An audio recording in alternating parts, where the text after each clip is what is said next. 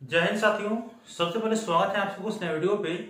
इस वीडियो के माध्यम से जो इन्फॉर्मेशन बता रहा हूं, जितने भी कैंडिडेट के डिग्री पार्ट 3 का रिजल्ट आया है, चाहे वो साइंस के हैं, आर्ट के हैं या कॉमर्स के हैं, अगर आप लोगों के रिजल्ट में किसी प्रकार की गलतियां देखने को मिला है, मैं गलतियों को बता दे रहा हूँ। एग्जाम देने के बावजूद अगर आप लोगों को एब्सेंट कर दिया है तो उसे आप कैसे सुधार करेंगे। अगर आपका रिजल्ट स्टेटस में पेंडिंग दिखा रहा है तो उसे आप कैसे सुधार करेंगे। अगर आप लोगों को अंक कम मिला है तो वो उसका सुधार आप कैसे करवा सकते हैं। साथ में अगर आपके रिजल्ट रिमार्क में MWP1 लिखा होगा या MWP2 लिखा होगा तो उसे आप कैसे सुधार करवाएंगे। और आप लोगों के रिजल्ट रिमार्क में यह भी देखने को मिलेगा किस किस के रिमार्क में UR लिखा होगा, तो उसको आप कैसे समझेंगे कि क्या है या नहीं है। तो वीडियो को शुरू से अंत तक देखिएगा। वीडियो अच्छा तो लाइक करके चैनल को सब्सक्राइब करके और उसको ऑन करके जरूर रखिएगा, ताकि इस तरह के वीडियो जब भी मैं अपलोड करूंगा तुरंत आपको नोटिफिकेशन पहुंच जाए। देखिए, आप लोगों को सर्वप्रथम ये जानकारी याद रखना है, इस बार जो डिग्री पार्ट 3 के रिजल्ट जारी किया गया है ना, तो सबसे पहले तो कॉमर्स वाला का रिजल्ट जारी किया गया है, तो उसका रिजल्ट लगभग अच्छा देखने को मिला। ठीक है।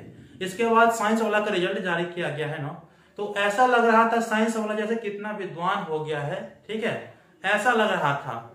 और तो जितने पेपर का प्रैक्टिकल नहीं होता है उससे आगे का प्रैक्टिकल अंक दे दिया। जैसे देखिए 70 नंबर का थ्योरी होता है मैथ के पेपर 8 में, तो उसमें जो है ना 79 जो है उसका पेपर अंक आ गया। कैसे आ गया बताइए आप लोग। इसके बाद जो है 25 नंबर के प्रैक्टिकल होता है साइंस के सब्सिडरी, जैसे फिजिक्स केमिस्ट्री हुआ। ठीक है, और उसमें कैंडिडेट को 40-40 नंबर प्रैक्टिकल देखने को मिल गया। और किसी भी स्टूडेंट को ऐसा नहीं देखने को मिला कि किसी के अंक जो है ना उनके थ्योरी में 60, 70, 75 से कम हो। सबका मतलब ज्यादा से ज्यादा मिला।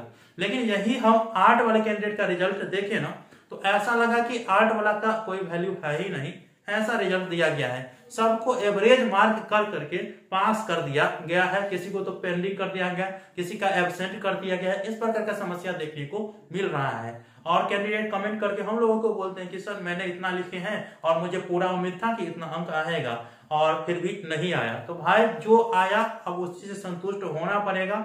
देखिए, अगर आप अपने रिजल्ट से संतुष्ट नहीं है, अंक कम मिल गया है, तो आप स्कूटनी को अपना सकते हैं। ठीक है, वैसे स्कूटनी से ज्यादा फायदा होता नहीं है, तो ये समझिए कि आपको जितना अंक मिला है ना उसी से संतुष्ट रहना पड़ेगा।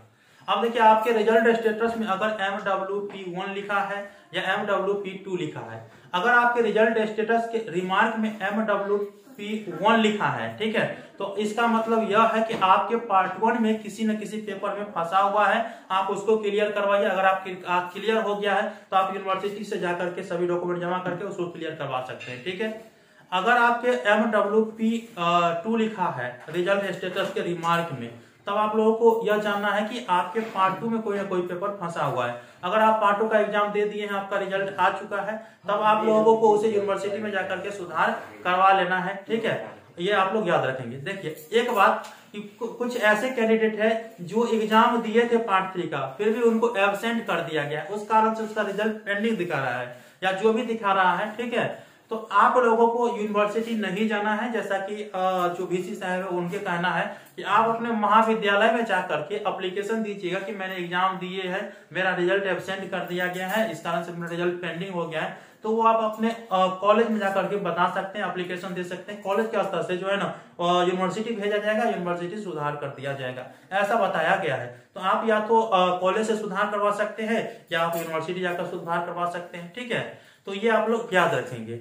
अब देखिए, कुछ ऐसे कैंडिडेट भी होंगे जिनके 476 अंक मिला होगा, फिर भी उनको फर्स्ट क्लास दिखा रहा होगा, 477 मिला होगा, फिर भी उनको फर्स्ट क्लास दिखा रहा होगा। तो देखिए, इस तरह के कैंडिडेट अगर होंगे ना, तो आप लोग याद रखेंगे उसके रिमार्क में जरूर UR लिखा होगा, तो उसका होता है अंडर रेगुलेशन। ठीक है, अंडर रेगुलेशन के तहत जो है ना आपको कम से कम 4 मार्क का ग्रेसिंग दिया गया है इस बार। तो कम से कम अगर 4 मार्क से आप लोगों को छूट रहा होगा फर्स्ट क्लास, तो आपको 4 मार्क दे करके फर्स्ट क्लास कर दिया गया होगा। ठीक है, उसी प्रकार से अगर आपके GES, ठीक है, जनरल एंड एनवायरमेंटल स्टडीज में अगर आपको 33 अंक से कम मिला होगा, 28 तक मिला होगा, फिर भी आपको पास कर दिया गया होगा, तो उसके वजह से भी यूआर लगता है। ठीक है, तो आप अपना रिजल्ट देख लीजिए। अगर आपको फर्स्ट क्लास छूटने से अगर यूआर लग रहा है तो फर्स्ट क्लास हो सकता है। अगर आपको 33 अंक से छूटने से यूआर लग रहा है तो वो आप लोगों को लग सकता है।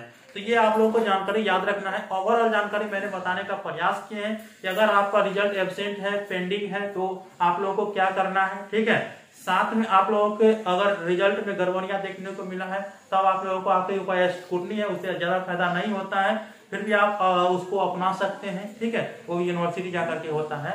और भी आप लोगों का कोई कमेंट है तो मुझे बताने का प्रयास करिएगा।